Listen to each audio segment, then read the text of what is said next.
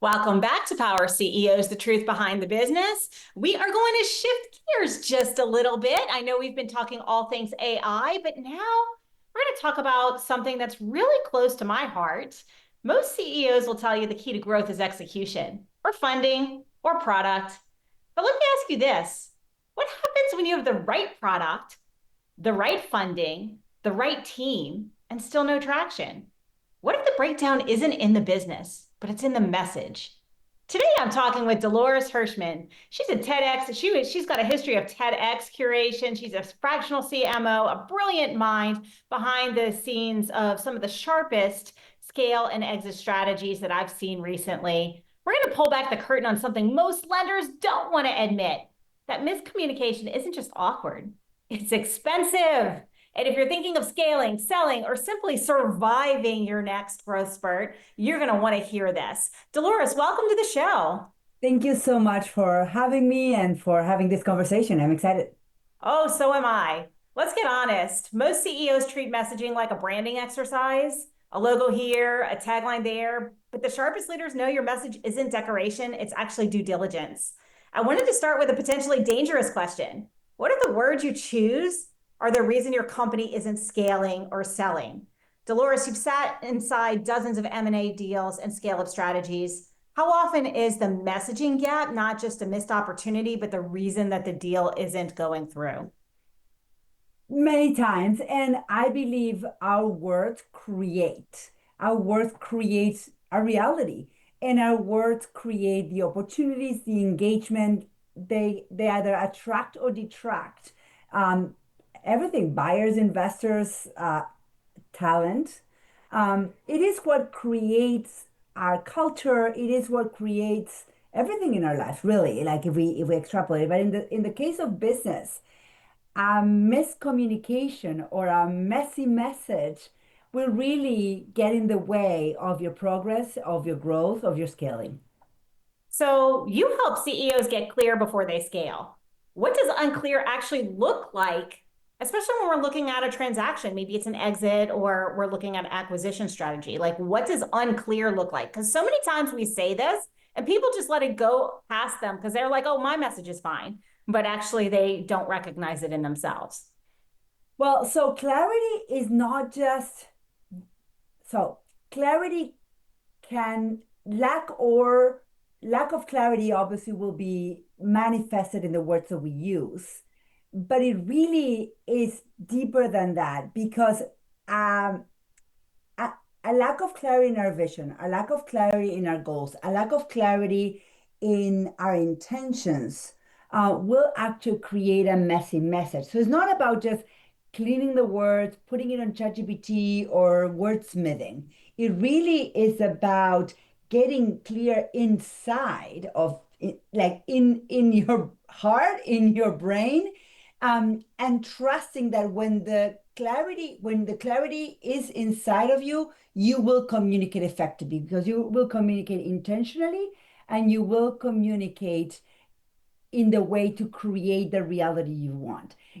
How many of us are kind of know where we're going, but we're not sure. And that fuzziness inside will translate to how we communicate. Oh, absolutely. I couldn't agree more. So let's talk about this a little bit because entrepreneurs and founders are excellent at growing a company. They may be excellent at messaging to their teams and getting buy-in and growing. But when it moves to transaction, they're inexperienced in that space.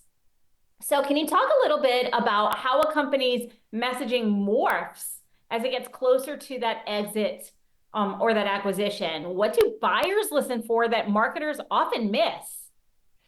So I'm actually in the middle of that conversation right now with one of my clients, helping this client on the messaging. And one of the coachings that I give this particular owner, but business owner, it's it's how her fears or her not knowing, because it's the first time for her to be in an exit conversation, is getting in the way of really connecting with that buyer because it will come out in the conversation, all of that kind of unknown and fear inside if you are not intentional and you're not working with the right person or have the right guidance to know. Many of us don't know what we're saying unless it's mirrored back to us. We really don't know what you can read between the lines unless someone gives you that feedback. So it's really important as business owners in any transaction, but especially in an exit transaction, to have that back and forth coaching feedback with someone. It could be your spouse, it could be a friend, it could be an advisor, but someone needs to be hearing how you communicate, because they can pick on the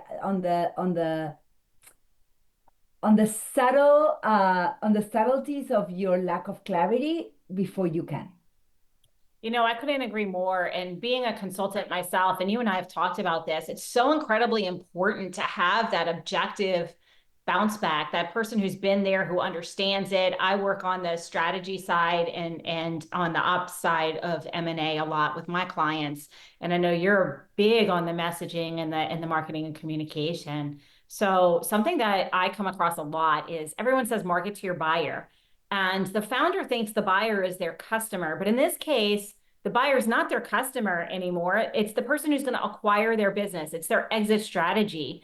And it's a different language. Can you speak a little bit about that different language that we speak? I mean, I do acquisitions myself. I also buy businesses, but I would love to hear it from your perspective because you are an expert in this space. Like, how do you speak the language of the person who's buying your company? So first of all, it is a different audience and it's a different product. When someone's buying your company, they're not buying your service or product. They're actually buying the enterprise that you've created. And there's what you say and what you don't say, and there's how you show up. For example, one of the things that happens in an exit back and forth is the sharing of documentation. How you share that documentation, the speed on which you share it, the way and format in which you share it will say a lot about what they're going to find in the back end. I believe that how we do anything is how we do everything. And so, however you show up in that documentation prep, in that first impression of how you're organized, is a direct reflection of what they're going to find under the hood when they come and look to, buy the full thing. Oh, I couldn't agree more. I can't tell you how many times one of the first things I ask for is, of course, the financials. Because if your financials don't meet my metrics, I'm not buying your business. I mean, that's like it seems like Beginning. a no-brainer, but it really is simple. And when they send me I'm just going to use an example, a QuickBooks P&L that's dirty and has no clarity in any way, shape, or form, I walk away because I can't see clearly where their expenses are or anything. And that tells me that they really don't know either. So you're exactly right. The first Or they impression take a matters. long time to give you that information. It means that if they don't have their numbers ready to share with you, then they're not running their business based on their KPIs and their numbers. Oh, you're absolutely right. And then I know I'm going to find a train wreck on the inside because it's just history has repeated itself time and time again. So you talk a lot about clarity. You talk a lot about um, IP, actually. Let's talk about how you take intangible assets like thought leadership, like positioning and brand credibility. How do we make that feel real enough to add value in the valuation process? So many of us running online businesses are not aware that how we do what we do has a value. That's called your intellectual property. It's an asset. Documented how-tos called SOPs, it really is a way to create your house into a tangible form that can be shared and that can be replicated. Sounds very simple. Most people don't know about it and most people don't do it. I mean, my experience with this happened when someone approached me to license my processes and build. And we actually ended up building, and I partnered with this person and we built a $20 million company for years. But I was just doing the things I did, and I was lucky to be organized enough and proactive enough in my documentation. Is how I roll. That when someone said, "Well, I want to understand more," I didn't sit and talk for 5 hours. I said, "Here's you go. Here's a link." It was one sentence email with a link to a folder where all of my SOPs were organized in a clear way. And the person was so blown away by that that we signed a contract within 30 days, and I was making money within the next 30 days. That's awesome. And you're so true. It's all about being proactive. It's about having everything documented. We talk about that a lot on the show. And so now I'm going to ask you the next question because this is a question that comes up a lot in our audience, and that you've been through a lot of negotiations. What has your experience taught you about strategic silence, storytelling, and knowing when to shut up in this process? So there's a great book, Never, what is it? Never Split the Difference, Chris Voss. And I actually am fascinated by that book because really it's executive coaching meets hostage negotiations. When you are in the process of a negotiation, when you are in a transaction, especially on an exit, it really is about playing the game. It's not a game, but being in the role of how can I find out the more I can about this person, how can I find out what they want, what makes them tick, what are the motivators, what are the drivers.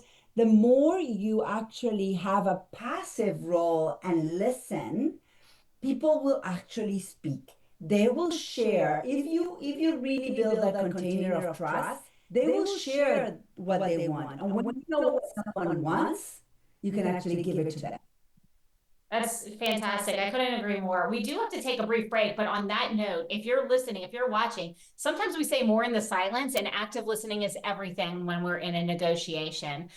So you're not going to want to touch that dial because coming up, we're going to go into why communication failures don't just stall your brand, they stall your exit. The next segment is for everyone who's learned that clear language is leadership. So we'll be right back after these messages.